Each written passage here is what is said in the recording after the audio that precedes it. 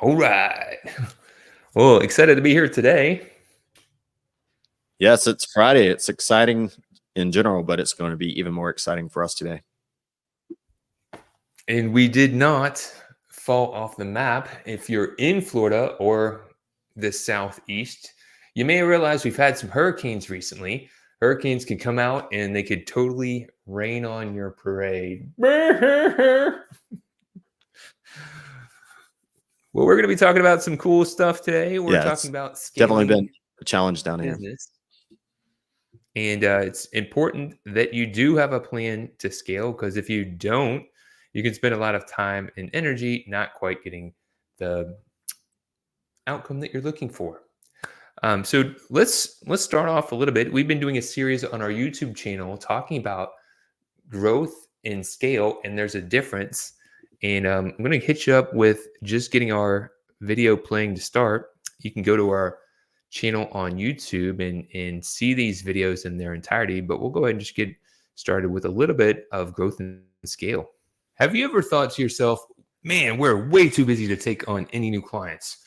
I don't want to have new clients come in. It would cause problems for us. Well, that does happen. A couple years back, I was at a conference talking to a CPA about her firm. She was telling me that exact same thing. I said, I can help her grow and scale her business. She said, we can't take on new work. It would cause too many problems. It would be too overwhelming. I said, perhaps we need to explore the difference between growing and scaling. And in this video, I'm going to talk a little bit about that.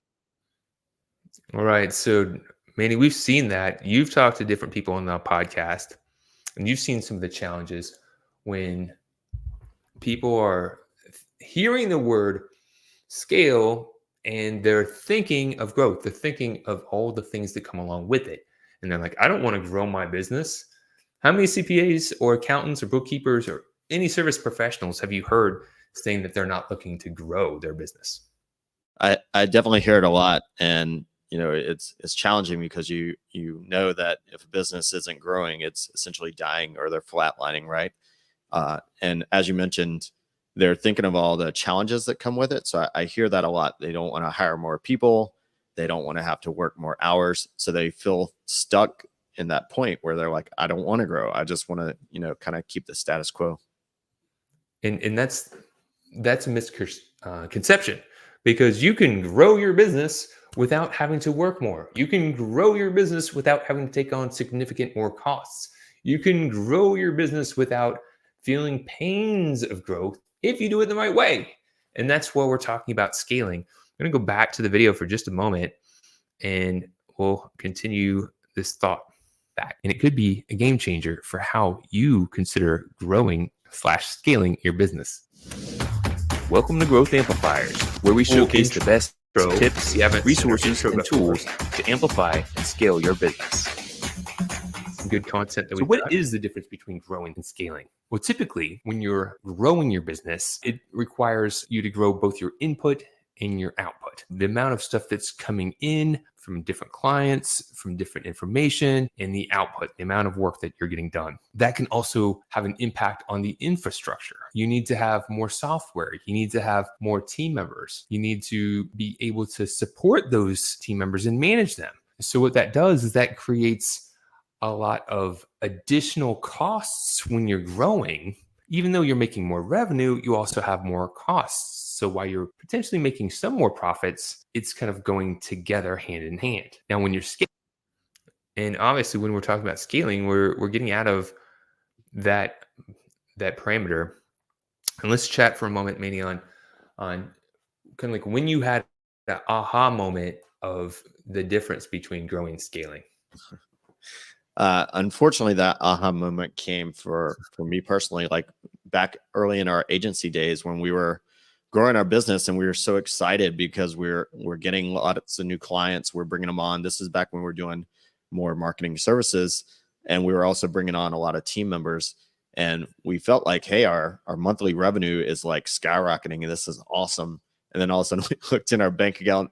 There's not as much money there as we thought was going to be there. So I think that was that point where we realized, these costs are rising actually faster than the revenue that was coming in, because really didn't have a great understanding of our numbers at that time. So for me, that's what sticks out in my mind. For me, it's when we went and saw the godfather of direct response marketing, Dan Kennedy. So at the time, I was the president of the American Marketing Association's Jacksonville chapter, and we do these monthly events, and we have different speakers come and talk about different marketing topics. It's a great organization. And then I don't know how it came into my attention, but we found out Dan Kennedy was going to be hosting Super Conference in Jacksonville. And being the little entrepreneurial mind that I am, I reached out to GKIC and said, "Hey, I see you're doing this big marketing conference right in our hometown. We've got a chapter of the American Marketing Association. I'd be glad to promote your event. Would you be ever so kind as to gift a couple of tickets to your event, please?" And he did. He gifted a handful of tickets. The president of GKIC at the time, and I found that, well, that's really cool. So we promoted the event. I got to attend. Some other AMA members got to attend. And then what we saw, you're like, get to the point, Kenny. Well, that was a cool story. That was a really cool story. We actually got to facilitate and host a Dan Kennedy inspired chapter here in Jacksonville for a few years. But it was when I watched some of the speakers at the event, they had productized their knowledge and expertise in such a way where they create it once and sell it many. I watched a few of the speakers go on the stage, share their knowledge and expertise, make an offer, and some of the offers were a few $100s, some of them were a few $1,000s, and I saw people sell probably anywhere from $10,000 to a couple $100,000 over the course of this conference. And the cool thing is, they were selling product, they were selling knowledge, they were doing one-to-many offers. They didn't need to hire more people, hire more staff to make those sales. They just revenue and profits right there. I was like, we're doing it wrong. We're missing an opportunity. And a lot of people in the service professional world are missing that opportunity too, because they have some things that you've got to do. You've got to provide that service, but there's also a way to help people transform their business without directly doing one-to-one. So, meaning when you had that experience, what started changing in your mind? Well, it all came back to what you were saying there with productizing is, we've got all these great ideas. We've got a lot of great experience and knowledge. How can we have something that we build once and sell it many times? And I think that corresponded to that time I was talking to you about where we were building that team. And it seemed like the perfect timing for us to start that transition and find ways that we could leverage that expertise into something that we could productize and sell, in a way that could scale and not just grow. I think that was definitely a game changer for me. So then, now that we've been in the world of, I guess, connecting with other business advisors and other people, a lot of times, if you're watching Growth Amplifiers podcast, you'll see that we've been talking with a lot of profit first professionals. It's because we've been helping a few, and we really appreciate profit first as a system. Michael Kalowitz creates great systems and he creates great communities. And we've been connecting with niched advisors who have defined a niche that they want to focus on. They're getting really down to the point of helping that niche solve their biggest challenges, because there's riches in the niches, because you can dive deep instead of being general and broad, right? And when we're talking to them, a lot of them come up with the same challenge. If you're only offering the service part of like either bookkeeping or some advisory, and you haven't created a way to have a one-to-many offer, it's limiting. Manny, what are some of the advisors or some of the people that you've seen out there who are doing a great job of kind of productizing their knowledge and creating one-to-many services so that they can not only scale and make more money without significantly increasing their overhead, but also make bigger impact, because now they can widen the amount of people that they could help who may not be able to afford the one-to-one. Well, you mentioned Profit First. Obviously, he's a great example of that, not only with the Profit First system, but then he's also got Clockwork. He's got other elements that he's created. And what he's done is, as he finds that system and that process that works, he's being able to put it into a training and a framework that he can share with others. And then he's able to sell that out to his professionals and then continue to grow that business. So that one example right there is one that's kind of a really guiding light for a lot of advisors of what they can do with their business. That's probably him calling now.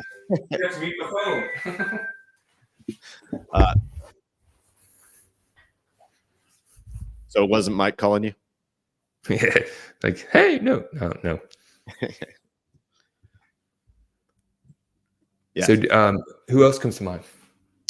So other people that come to mind, I've seen with like Universal Accounting does a great job of taking their process and being able to make different trainings for different stages of where an accountant or advisor is, so that they can be able to move those items forward.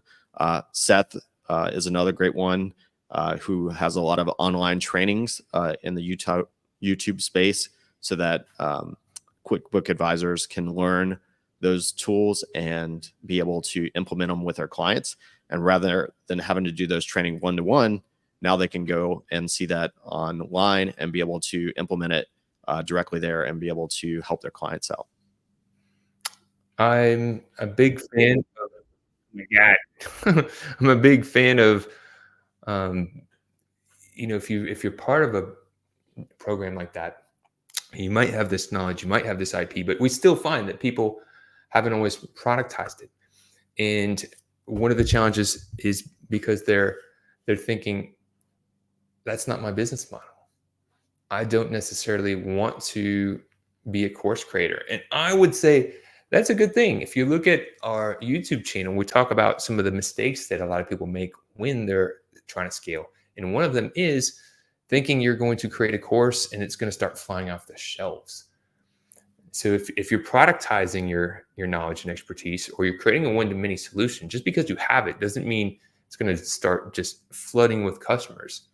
However, it gives you a different revenue stream to be able to service people that might not be able to afford that one-to-one. So whether you're leading a group, or you have a membership, or you're have a course or something, it can complement the people that you're working with, but it also can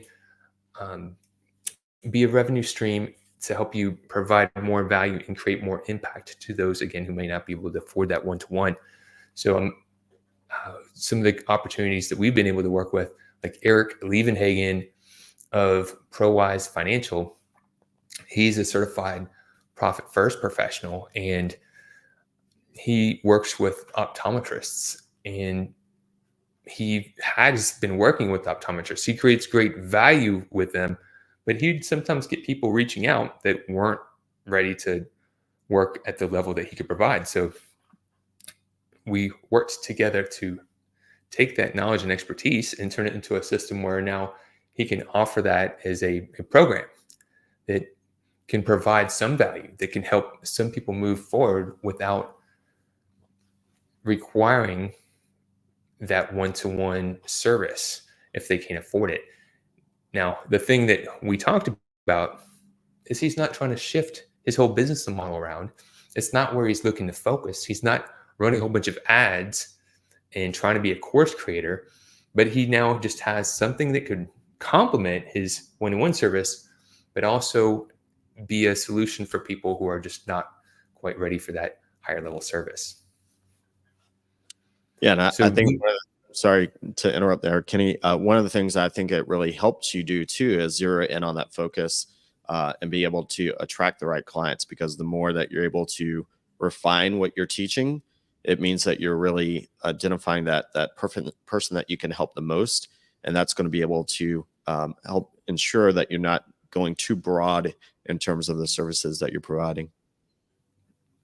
Now, on our YouTube channel, Growth Amplifiers, we just got done releasing a listicle of 7 different ways to scale your business, not grow it where you're going to get overwhelmed, having to take on more costs, having to get more team, having to have more stuff to manage. Scale, thinking smarter. And some of the most successful entrepreneurs have thought this way, and they built their business to give them the freedom and also help them make the impact that they can in the world.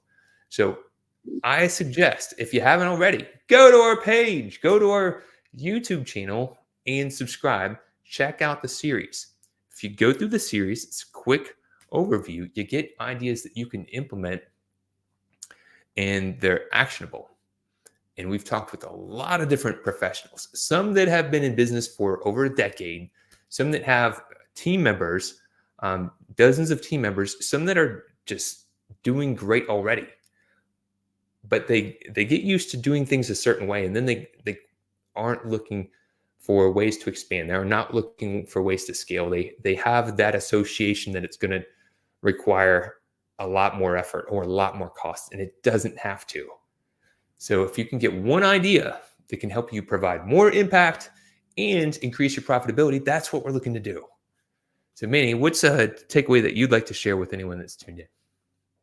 I think the big takeaway is that scalability, right? If there are actions that you're taking in your business that you can't do once and replicate many times without adding additional costs, those are things that you need to look at in terms of what's a different, way or approach that you can take that can help you take actions that are going to have a multiplier effect, not just an additional effect.